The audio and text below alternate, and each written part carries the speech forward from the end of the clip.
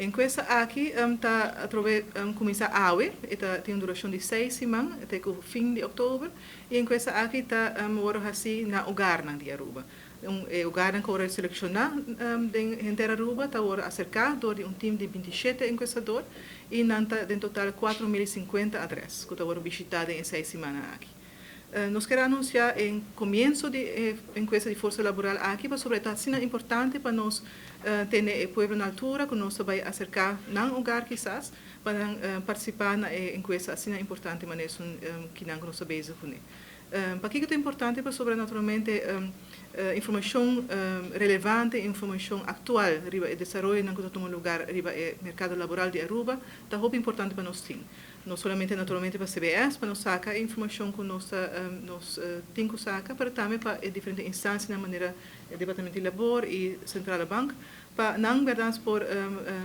ter verdade vista de que está o desenvolvimento na riba no mercado laboral. Pensamos a nós informar o povo que verdade nós está começando, nós informar que nós enquestadores na Taribacaia, na rotina verdade uniforme de LFS 2023 vestir, e tem badge também com nós, que vem acercando o lugar e se acaso verdade, se pergunta over de